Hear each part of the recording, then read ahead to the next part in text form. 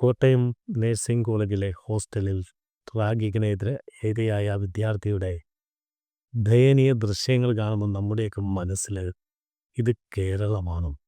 ഈ കേരളത്തിലാണോ ഇങ്ങനെയുള്ള സംഭവങ്ങൾ നടക്കുന്നത്?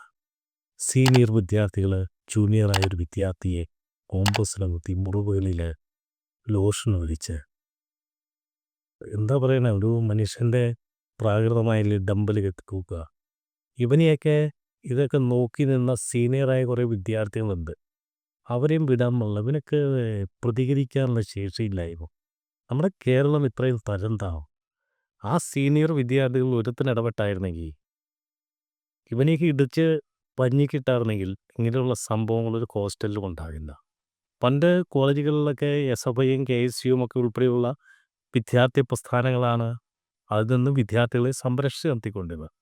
ഇപ്പം ഇങ്ങനെയുള്ള സംസ്ഥാനം ഭരിക്കുന്ന പാർട്ടിയുടെ വിദ്യാർത്ഥി പ്രസ്ഥാനത്തിൽപ്പെട്ട നേതാക്കൾ തന്നെയാണ് ഈ പ്രതികളുടെയൊക്കെ ഫേസ്ബുക്കും ഇൻസ്റ്റാഗ്രാം അക്കൗണ്ടൊക്കെ നോക്കുമ്പോൾ ആ സുപ്രഭതായ്ക്ക് കീഴിൽ മുദ്രാവാക്യം വിളിച്ചു നിൽക്കുന്നവൻ്റെയൊക്കെ ബലം അവൻ്റെ പാർട്ടിയാണ്.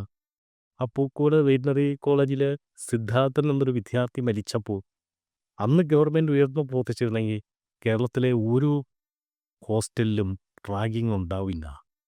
ആ റാഗിങ് അവിടെ നിൽക്കുമായിരുന്നു. പക്ഷേ സംസ്ഥാന സർക്കാർ അതിനകത്ത് വലിയ വീഴ്ചയാണ് സംഭവിച്ചിരിക്കുന്നത്. ഈ കേസിൽ പ്രതിയായവരും 21, 22 വയസ്സൊക്കെയുള്ള കുട്ടികളാണ്. അവർക്ക് നാളെ ഭാവി ഉള്ളതാണ്. പക്ഷേ ഇങ്ങനെയുള്ള ക്രിമിനലിനൊന്നും പൊതുസമൂഹത്തിൽ ഇറങ്ങരുത്. ഇതിനുവേണ്ടി പ്രത്യേക കോടതി രൂപവൽക്കരിച്ച് ഇവരെയൊക്കെ മാതൃകാപരമായി ശിക്ഷിക്കണം. അല്ലെങ്കിൽ സമൂഹം ഇവരെ കൈകാര്യം ചെയ്യാൻ തയ്യാറാണ്. നമ്മുടെ കേരള സമൂഹത്തിന് എന്താണ് പറ്റിയത്? ചെന്താമര എന്ന പേര് മനോഹരമാണ്. പക്ഷേ കയ്യിലിരിപ്പ് ചെകുത്താൻ്റെയാണ്. ഒരു കൊലക്കേസിൽ ജാമ്യത്തിലിറങ്ങിയവൻ അടുത്ത കൊലപാതകം നടത്തുന്നു. എന്നിട്ട് പോലീസ് പിടിക്കുമ്പോൾ എനിക്ക് ബിരിയാണി വേണം. ഇവനെയൊക്കെ വച്ചുകൊണ്ട് ഇതൊക്കെ നമ്മൾ യോഗി ആദിത്യനാഥിൻ്റെ UP തന്നെയാണ് വേദം. നമ്മൾ എന്ത് കുറ്റം പറയുന്ന ആളുകളും ഷൂട്ട് അറ്റ് സൈറ്റ്.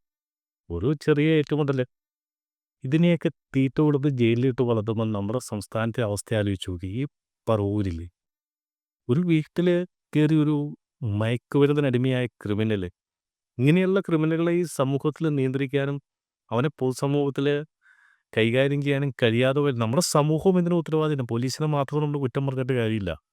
ക്രിമിനൽ അതുപോലെ സ്വന്തം പെങ്ങളുടെ കുട്ടിയെ കിണറ്റിലെടുത്തിരുന്ന മനുഷ്യമൃഗം. അവൻ്റെ പേര് നമുക്ക് ഇങ്ങനെയുള്ള തിരുവനന്തപുരത്തെ സത്യത്തിൽ കേരളത്തിൽ ഓരോ ദിവസവും പത്രം വായിക്കുന്ന ആളുകളെ സംബന്ധിച്ച് മനുഷ്യൻ്റെ മനസ്സിനെ വേദന. സ്വന്തം അമ്മേനെ വെട്ടിക്കൊല്ലുന്ന ക്രിമിനലായ മകൻ. നമ്മുടെ സംസ്ഥാനം ഇത് എങ്ങോട്ടാണ് പോകുന്നത്? നമ്മുടെ സമൂഹത്തിൽ മയക്കുമരുന്നിൻ്റെ ഏറ്റവും വലിയ മയക്കുമരുന്നിൻ്റെ കടന്നുകയറ്റം, പ്രത്യേകിച്ച് യുവാക്കൾ ഉൾപ്പെടെയുള്ളവർ ഇതിനെ നിയന്ത്രിക്കുന്ന ഈ സംസ്ഥാന സർക്കാർ എന്താണ് ചെയ്യുന്നത്? സംസ്ഥാനത്തെ ആഭ്യന്തര വകുപ്പ് എന്ന് പറയുന്നത് സമ്പൂർണ്ണ പരാജയമാണ്. പ്രതിപക്ഷം എന്നത് വേണ്ട രീതിയിൽ പ്രതികരിക്കാൻ കഴിയാത്ത ഒരു ഒത്തുതീർപ്പിൻ്റെ രാഷ്ട്രീയമാണ്. നമ്മുടെ കുട്ടികൾക്ക്, നമ്മുടെ സമൂഹത്തിന് സുരക്ഷിതമായി ജീവിക്കാൻ, ക്രിമിനലുകളിൽ നിന്ന് രക്ഷ നേടാൻ. ഇന്നലെ എറണാകുളത്ത് TV-യിലൊക്കെ കാണുമ്പോൾ ഒരു 2 ഡ്രഗ് അഡിക്റ്റുകളായ നിരവധി കേസുകൾ പ്രതിയാണ് പോലീസ് ജീപ്പിൻ്റെ ചില്ലൊക്കെയാണ് അടിച്ചു പൊട്ടിക്കുന്നത്. അപ്പോൾ പോലീസിന് ഇത്രയും വിലയുള്ളൂ. ഇതിനൊക്കെ പറയുമ്പോൾ നമ്മുടെ പോലീസുകാരും മിടുക്കന്മാരുമല്ല. കല്യാണം കൂടാൻ പോകുന്നവരെ ഓടിച്ചിട്ട് തലയടിച്ചു പൊട്ടിക്കുന്ന പോലീസുണ്ട്, ക്രിമിനലായ പോലീസുകാരുണ്ട്. പക്ഷേ ഇവിടെ തങ്ങളുടെ ജൂറിസ്ഡിക്ഷനിലുള്ള ജനങ്ങൾക്ക് സംരക്ഷണം നൽകാൻ പോലീസ് വേണ്ട.